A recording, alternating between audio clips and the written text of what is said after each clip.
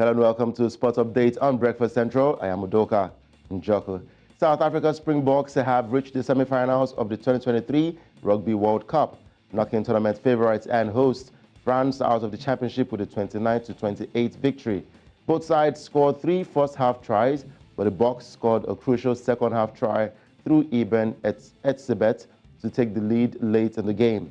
South Africa claimed one of the best victories in Springbok history and will now face England in the semi-finals on Saturday. And from there to cricket, Nigeria's Yellow Grains have emerged champions of the maiden edition of the West Africa Cricket Tour after defeating Rwanda by 17 runs in final on Sunday. The Nigerian side dominated since the start of the event as it proved too much to handle for Rwanda, Sierra Leone and Ghana. Nigeria had defeated all the participating countries twice before reaching the final to face Rwanda. Moving on from there to football, Malawi defeated Zambia 2-1 to win the first COSAFA Women's Cup title in Sunday's tightly contested final in Pretoria. Asimenye Simwaka's 35th minute goal and an excellent strike by Sabina Thumb deep in added time was enough for the She Flames to dethrone last year's winners. Thumb's goal crushed Zambia's Copper Queens' hopes of retaining the title, as they may have felt they had a strong chance after second-half substitute Agnes Firi equalized from the penalty spot in the 84th minute. This year's tournament saw video assistant referee used for the first time by COSAFA and Malawi, while the receiving end as they had a goal ruled out late in the first half. Influential She Flames captain Temwa Chawinga was found to have fouled a Zambia player in the build-up to the disallowed goal. And from Africa, let's head straight to Europe as Spain booked their place at the Euro 2024 with a 1-0 win over Norway on Sunday, also enabling Scotland to qualify from Group A. Young midfielder Gavi fired home early in the second half to help the 2008 and 2012 European Championship winners progress to the tournament in Germany next summer with 2 games to spare. Norway, who last appeared at a major tournament in Euro 2000, and the star striker Erling Haaland can now only potentially qualify through playoffs, but they need to hope and, of course, hold on to third place and hope that Serbia qualify from Group G to be eligible to move on to the next stage of the tournament. And that's a wrap on Sports Update on Breakfast Central. I'm Udoka Njoku. Good morning, Olive, and good morning, Osarogie.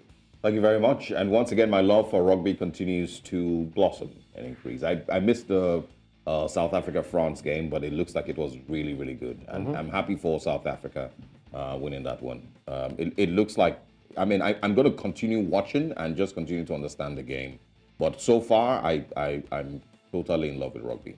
You know, it felt like a Champions League final watching that one against France yesterday. At some point, it felt like France were going to take it because they were in the lead, 29-19, but 28-19, and of course, South Africa had to bounce back with that last try to ensure that they won that one, 29-28. So big win for South Africa, and in the semi-finals, they'll get to face England. And all over social media, a lot of fans, even the English fans, are saying that they stand no chance against either South Africa or France. So we believe that South Africa will make it to the final and yet again have a chance to defend their title that they won last year. Listen, well, I'm just really, so there are different rules to rugby that I still haven't been able to figure out. Why can't the other team touch the ball? Is it called a ball? Yeah, of course, it's called a ball. But why can't the other team? So, for example, when you saw him kick the ball, you know, in that last try now, why couldn't France catch the ball?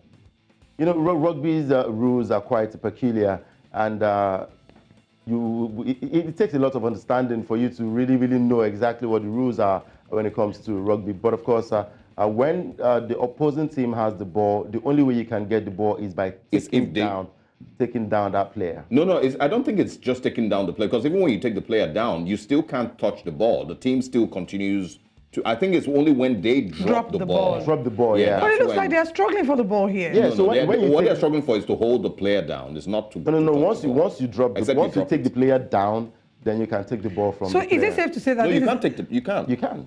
No, I've watched it, 1,000 times. But I'm sorry that we're arguing about this. But those times when they block and they hold the player, they still can't touch the ball. The only thing that they can do is hold him and push him back, because what these players are trying to do is go into your side of the pitch. Yeah. So what they're trying to do is push you back. They can't touch the ball. The only time they can touch the ball is if you drop it. If they throw the ball to you and you drop it, then they can grab it. But you notice that every time that they hold the player, the team that was with the ball is still their players. They're just going to pick it up and continue what they were doing.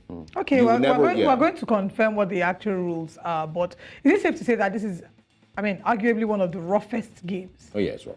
I think it's rough. It's rougher than football. There are safety measures because they have the tooth guard, they have the headgear that they wear, and there's also a recent report that they're going to be wearing smart tooth guards to also determine the extent of whatever injury that caused. But the injury will have occurred first before the smart tooth guard would. Well, they have preventive measures, but yes, you're right. They have a lot of injuries when it comes to rugby. Rugby, way more than football. Football is not. I did a Google search on world's most energetic games, and football didn't even come up. And in terms of financial remuneration, will rugby in any way measure up financially close to football? Well, a lot of money has been popped into football, especially from Saudi Arabia. But of course, rugby makes good money. I know that for sure. Quickly, EPL, what are we expecting? This weekend, I'm expecting another loss for Man United. It's just as good as it gets. If you didn't say that, I would have wondered if exactly that is Udoka and Njoku sitting on that seat. But thank you so much, Udoka, for bringing us sports. Osarogie is an unbeliever. I expect Manchester United to excel, and I'll be back here to say to the both of you that I told you that so. Sounds like prayer for Nigeria in distress. Right. Wow. Thank you very much for having me. Thank you very much for joining us. Osarogie, you did not just do that. And I know exactly what you're making reference to. You did not just do that on national TV. Let's share with you a recap of the conversations we've had this morning on Breakfast Central.